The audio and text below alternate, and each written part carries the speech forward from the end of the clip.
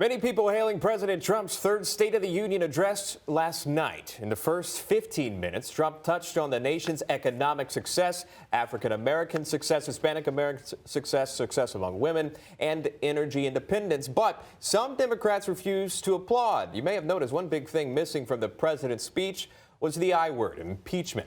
It comes as the Senate is expected to acquit the president in what may be even a bipartisan vote later today. Joining us now, former judge and attorney and GOP strategist Ken Vecchio here. Ken, thanks so much for coming on. We appreciate it here. What do you make of the president here avoiding that subject of impeachment? There was a lot of speculation he may touch on it. It was not even mentioned. So many other things happened, but the impeachment issue wasn't brought up. First, Looney Tune for most of these Democrats in trying to impeach Donald Trump in the first place and then trying to have him convicted. I think Donald Trump made a great calculated decision in not bringing up impeachment. You know why? Because people are forgetting about it. They're forgetting about it because the State of the Union address was so charismatically delivered, was so right on point. He was extolling the virtues upon himself, which he deserves for all the benefits that he's brought to the United States. And then that mix-mash mess that's going on in the Iowa caucuses is just making people forget that today is the day of acquittal.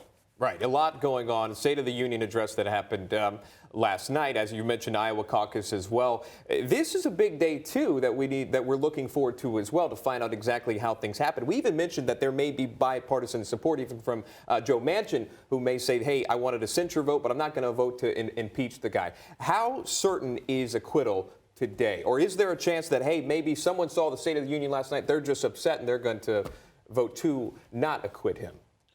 It is 100% certain, and it's very rare I will use 100%. Let me just take a few seconds to explain this.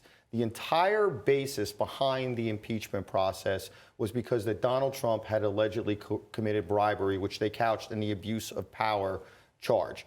That is a completely false assessment by the Democrats. Why? It goes like this. Quid pro quos are perfectly legal, not just in foreign policy matters, but in numerous legal matters. And they try to lie and say that they're not, or they're ignorant. Why? If the United States says, if you don't return a fugitive that ran from the United States to your country who committed murder in the United States, we're not going to give you $1 billion in aid. You wrongfully convicted an American.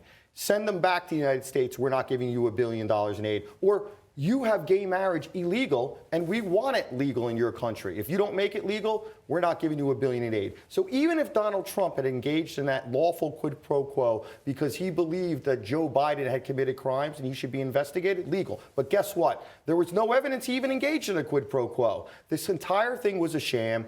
The Republicans know it. Some of the Democrats know it. And the American public knows it. Acquittal, 100%. I want to ask you this. We got a little bit of time left. The whistleblower. I want to show you this. Many people hailing President Trump's address last night, is huge and all that good stuff here. But the impeachment hearing, the Senate being able to speak and give their 10 minutes on the floor here. The whistleblower brought up Chief Justice Roberts refused to ask. Senator Rand Paul has not backed down, and yesterday he named the whistleblower on the Senate floor. Now, we've made a decision as a network not to air the name of the whistleblower, so we're not going to air that part of Paul's speech, but I'll show you this. Here is what he said about why he's fighting so hard to get that name out there.